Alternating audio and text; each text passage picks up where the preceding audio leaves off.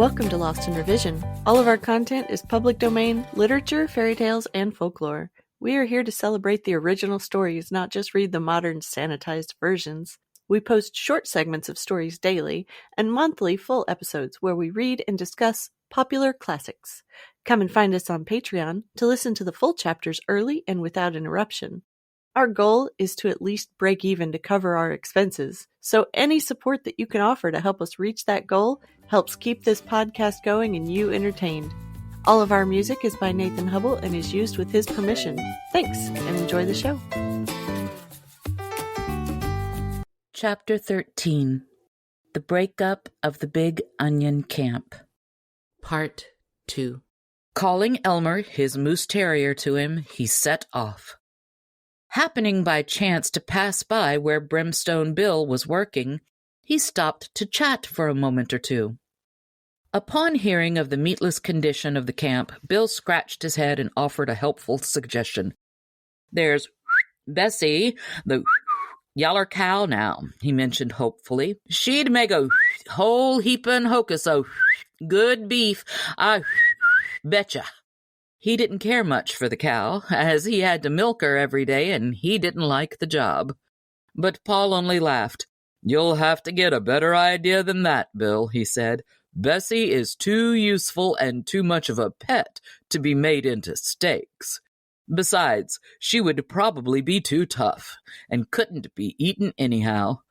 And with another laugh, he turned away, leaving behind him a Brimstone Bill who was doing his best to whistle his disappointment away.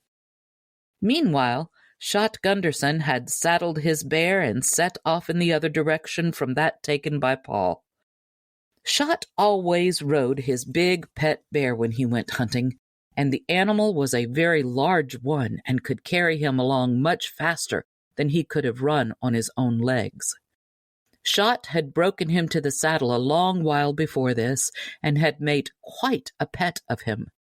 Whenever he got to where there was a lot of game, he would unsaddle the animal and turn him loose, and so well was the bear trained that he would help his master kill a herd of moose, or run down a deer, or catch whatever other game was to be found. Thus, through his pet's help, Shot was always able to bring in a lot of prizes when he went hunting. This time the bear galloped for a long distance with Shot on his back, before any signs of game were found. Then, all at once, the stiff bristles on the bear's back rose so suddenly that they threw Shot right out of his saddle. He didn't mind that, as this was his pet's usual method of letting him know that they were approaching close to a herd of some kind of game. So the hunter unsaddled his bear, hung the saddle on a limb, and together master and animal crept along to surprise whatever was ahead of them. Suddenly, there was a loud, fierce growl from right in front of them, answered by a more ferocious one from behind, and then by a chorus of others all around, and so terrible did they sound that Shot would probably have run away if he hadn't had his pet bear with him for protection. He had blundered right into the middle of a big herd of wild bears, great, enormous, fierce fellows, different from any that are now known, which used to run together in big droves and attack anything they came to. They growled and they roared, and the sound was so terrible that any ordinary hunter would have sunk right down into the ground. Then, suddenly, they all started for Shot and his tame bear at the same time. Shot was so busy firing and loading and firing again for a few minutes that he didn't have a chance to see how his pet was making out. But when he did look around, he saw that all the bears were dead, 100 or more of them, except one that was worrying the throat of an animal just breathing his last gasp. "That ought to be enough bar meat for the dinner tomorrow," Shot said to himself, and he started back to get his saddle, glad that his pet and he had come through the great fight safely. "I guess I'd better hurry on back to camp and send the teamsters out after all this meat, he decided, and hastened to saddle up his tame bear again. He had quite a little trouble in doing this, as the bear was more fractious than he had ever been before.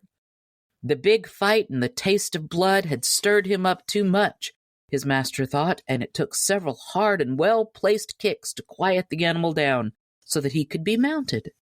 He traveled very roughly, too, all the way back to camp, but Shot kept a tight rein on him and kept promising him all kinds of punishment when they got to their destination. They arrived at last, however, and teamsters were sent out without any delay to bring the meat into camp. It was not until then that Shot Gunderson discovered that the bear he had ridden back to camp was not his pet at all, but a strange animal entirely. His own bear must have been killed in the fight, and in his hurry to get back to camp, he had saddled and ridden one of the fierce wild ones. Shot grieved a great deal over the loss of his pet after he discovered what a mistake he had made. Thanks for joining us today. Check us out on Patreon. The Storytime level is only $3, and you can help us meet our small goal of breaking even and covering our expenses. Your support helps pay for all of the things that podcasting requires, and helps keep this show alive and growing. If you can't afford to support us financially, go give us a good review, subscribe or follow, and share with your friends and family.